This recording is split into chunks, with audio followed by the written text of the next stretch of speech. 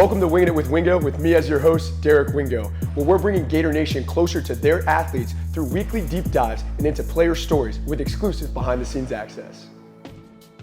Welcome to Wingin' It with Wingo with your host, Derek Wingo, brought to you by Florida Victorious. We're able to bring behind-the-scenes exclusive access through player exclusives and also get to know a little bit of stuff that you guys might not get to see on a regular day-to-day basis.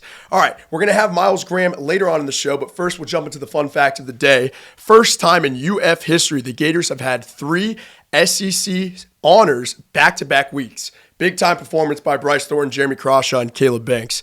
And then, you know what week it is. Florida State week. With Florida with an overall record of 36, 27, and 2. Gators obviously leading that record. Super pumped for this one. Last game of the season, the regular season. It's going to be fun, but we'll talk about Ole Miss first. What a game in the Swamp. I mean, we're going bowling, ladies and gentlemen, but that win down in the Swamp, especially, it being senior day, it was 12 p.m., middle of the day. The atmosphere was just absolutely insane. Got to see the defensive performances. DJ once again doing DJ things. I mean, the guy's getting half sacks and still throwing off one leg, making completions down the field. The future is definitely bright for him and all of the Gators offense. And then Montrell Johnson, got to see Montrell back out on the field and then score a touchdown, right, for senior day for him. It's super cool being able to see the guys go through, adversity and then come back after an injury and just play, absolutely amazing. Huge interceptions, right? Bryce Thornton having the game of his life, right? Bryce Thornton, and then the interception by Dede that actually got returned or overturned. So when he got that one, the entire sidelines cleared. Everybody ran to down to the end zone, and then it got called back. And then Bryce goes and gets another one, and we all ran back again. That was definitely one of the funnest times that I've had, just getting to experience that and just seeing the hype overall, during the game with guys on the sideline and, the offensive defense joining together and celebrating. And then you got to see the basketball hoop on the Ole Miss's sideline. So Ole Miss actually has that basketball hoop when they're get to make turnovers or big time plays. Obviously, that didn't happen very much. So after the game, we got to celebrate on it. I don't know who started it first, but we got to see the 360s between the legs dunks over there on their sideline. And I saw the funny video on Twitter after of the Ole Miss EQ kind of rolled it off. But that was definitely a fun one. Get to experience it. After the game in the locker room, we didn't get a gritty from Coach Napier, but we definitely got to celebrate it, take it all in, sing the alma mater in there for some of the last time for the seniors. And then Princely had a little bit of a breakdown down by gate 18 after the game. Princely's a great kid. Definitely the emotions got the best of him. He was definitely looking forward to this game throughout the entire season. Then we were kind of able to take that from him. So, it's definitely frustrating for all. But the regular season's not over. We get to play Florida State this upcoming week. Definitely a big one for me, right? I hate this team. Tallahassee. I hate this team. I hate playing them. We've lost the last 2 straight. We won in 2021 down in the Swamp. Then we've lost the last 2. They had the good team in 2023 with Jordan Travis. But sadly, actually, Doak has construction going on with their stadium where they can't have about 20,000 stands or extra people in the stadium. So it definitely won't be as loud. I'm not sure if that's the reason this year why it's not too loud. But that'll be at 7 p.m. That'll be a fun one. Last regular season game. And then we got to talk about it. We're going bowling, right? Bowl game for 2024. There's been some predictions that have came out. We got to see the Music City Bowl in Nashville, Gasparilla Bowl down in Tampa, and then the Vegas Bowl again.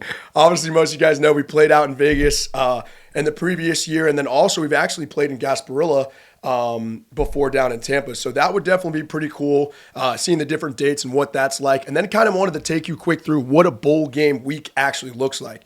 So most people don't know, for the bowl games, we actually get to spend pretty much the entire week out at that destination, wherever it might be, whether or not it's in Vegas or it's down in Tampa or in the Music City of Nashville.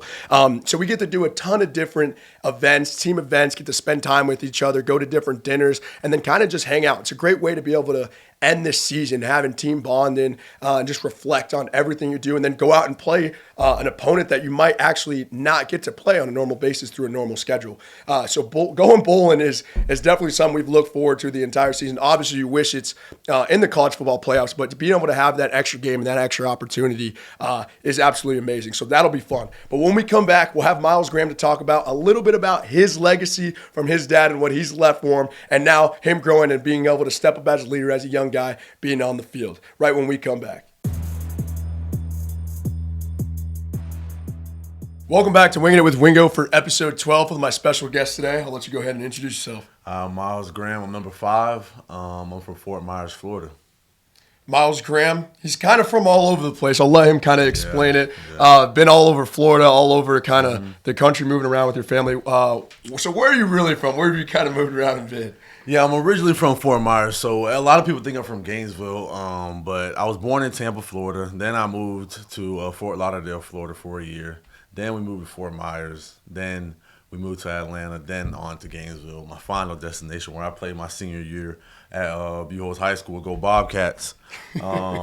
And yeah, so I don't really know where you can claim, but I say he's from Gainesville, the Gainesville legend. Everybody's from Gainesville. As you could say. But so I was looking at some of your stuff from high school. You played running back in high school. You threw the javelin in track. I mean, I almost looked at it kind of, you could be almost a 1-2 punch with Jaden Vaught running back. I could. What was like kind of just doing track, throwing javelin? I feel like I never see that nowadays. Bro, it was just something I tried on the fly. Like, it was spontaneous. Like, I don't know. It was just something I tried. You know, my coach, Mac Mitchell from Evangelical Christian down in Fort Myers, he was like, go try it, because that's when I had my knee injury. So I couldn't really run. So I was just going to throw a javelin. I got bored, and I just did it. And I was just really good at it. I ended up going to states.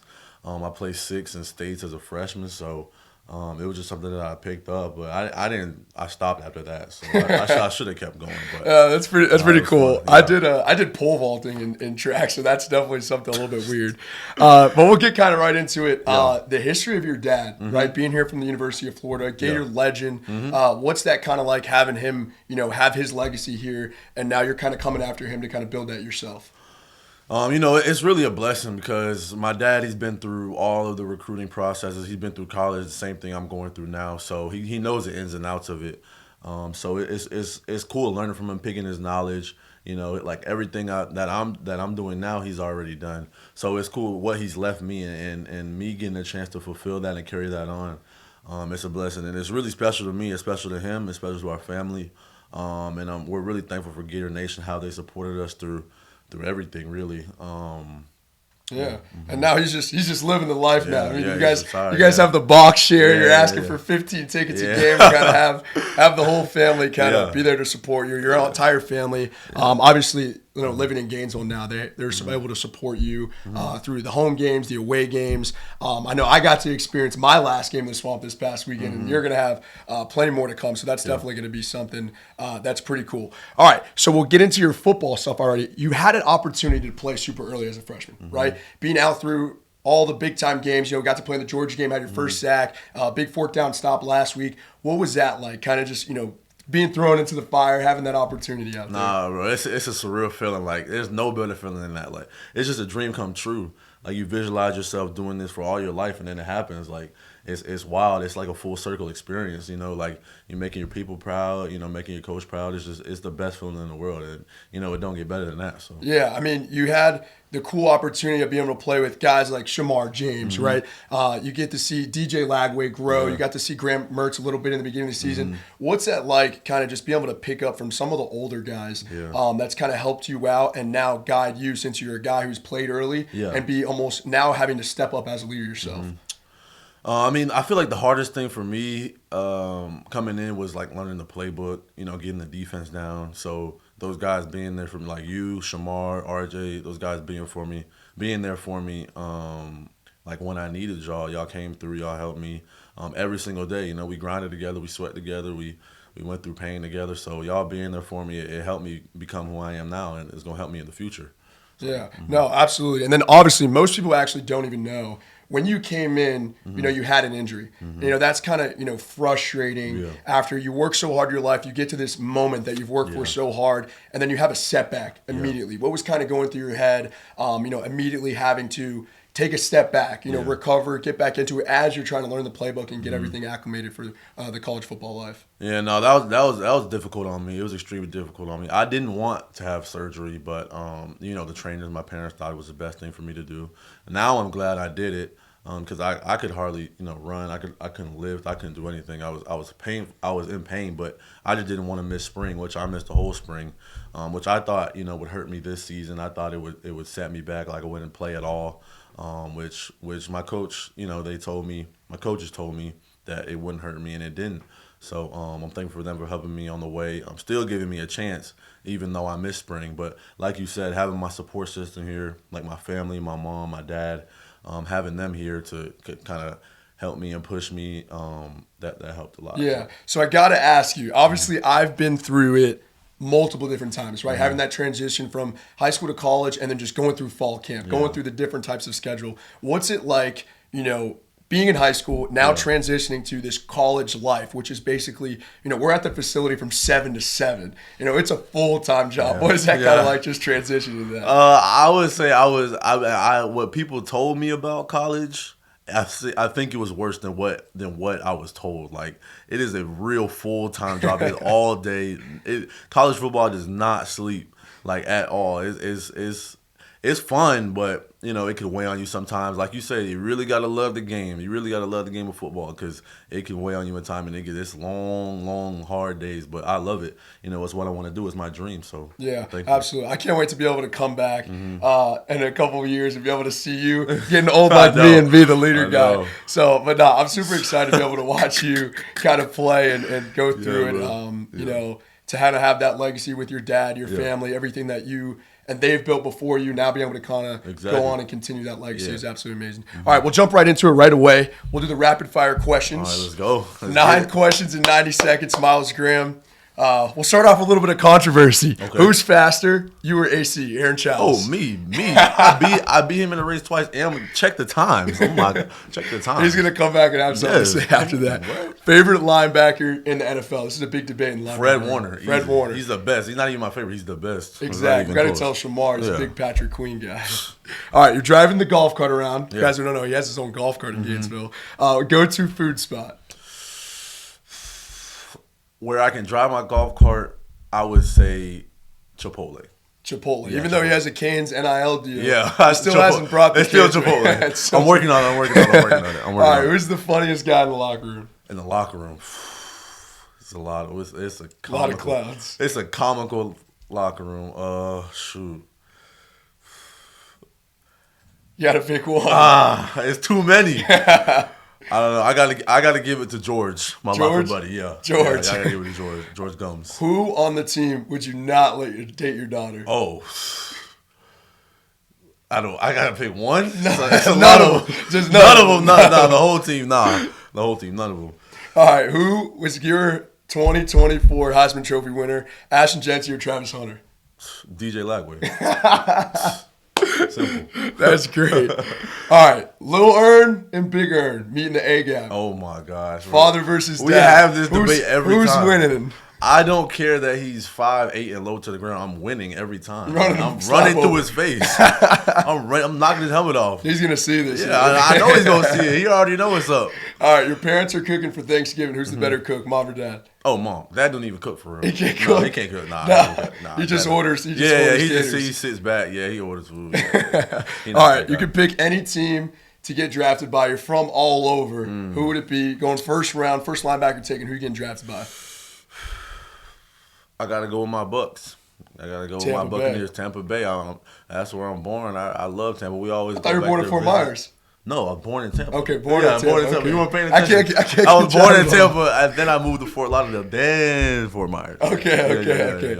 All right, well, that's your 9 questions in 90 seconds. Yeah. I got to kind of give it back to some of the older ones. I did it with Shamar. Yeah. The legacy of Florida.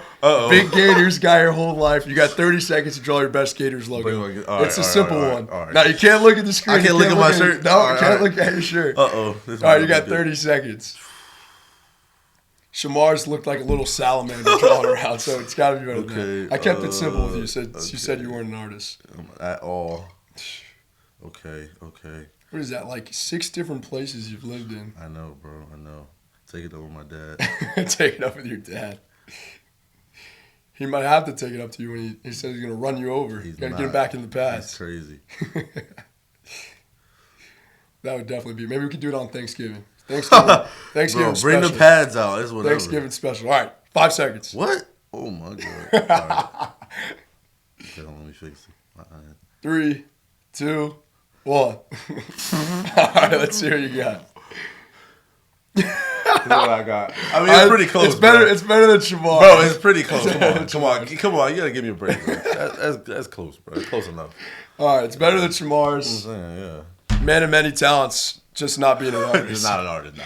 All right, Not well, one thing. thanks again, Myles. Appreciate you coming on here, spending the time real quick. Mm-hmm. Excited to watch you play. Excited to watch you perform, grow as just not only just an athlete, as a leader, and just get to live up to everything, all the hype, and just represent Gator Nation the right way. Once again, obviously, this isn't possible without Florida Victorious. Myles Graham for episode 12. Thank you very much. Wingo out.